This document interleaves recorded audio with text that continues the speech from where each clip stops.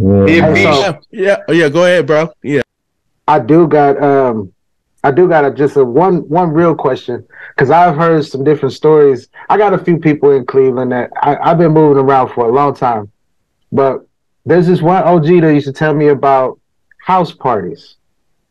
Mm-hmm. How did the house parties jump off? Like, talk about that a little bit.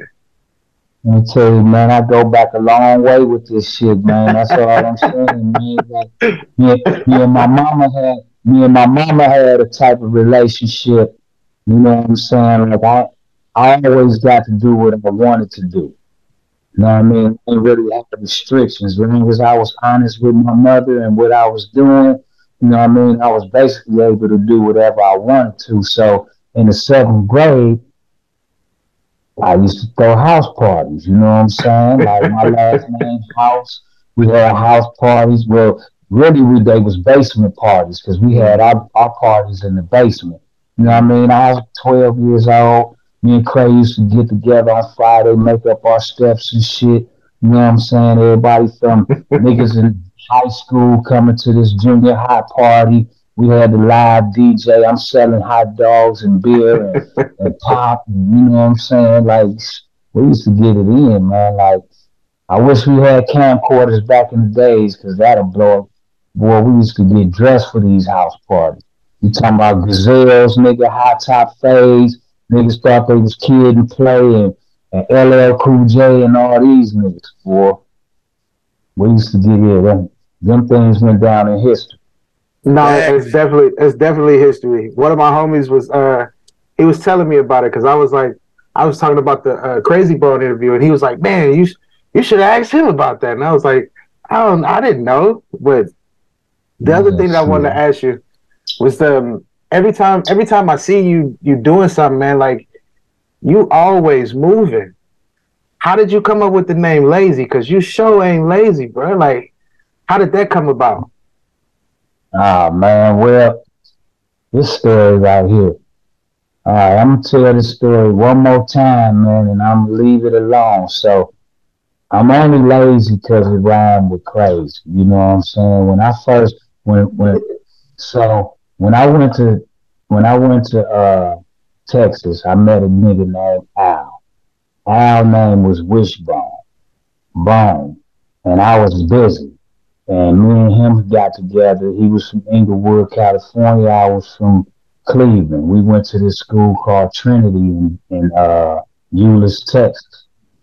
You know what I'm saying? So I was running around with him, and boom, I end up going out to Inglewood with him, and boom, boom, boom. That's right when because I went to jail August 23rd, 1989.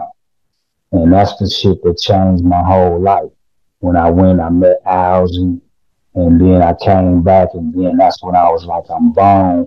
And then I found Crazy Bone. I found his father was working in the store, and I was looking for him for a while. And I found his father. He told me what Cray was, and then Cray had a group called Niggas Beyond Compare with a nigga named Meech. So this when me and him first linked back up, right? I'm telling the story real fast because I want to save some of the juice for it for some other shit. But anyway, when I was like, man, we should do this bone shit, me and Clay was debating on what we was gonna name the group. Was it gonna be Niggas Beyond Compare, or was it this bone shit that I was on? So it ended up being the bone shit. And I remember we was laying on my bunk beds in my room, sitting on my bunk beds. I'm like, so what would your name be, nigga? And he like, nigga, I'm crazy as fuck, nigga. I'm crazy bone, right? So I was like, well, if you crazy, then I'm lazy, because it rhymed with crazy. And that's how that shit came about. And I'm gonna put that story up. I, Right. I'm just telling you, And bro. then Like, and then and then Busy Bone came along about 4 or 5 months later because I met him through my mother. My mother was friends with his father.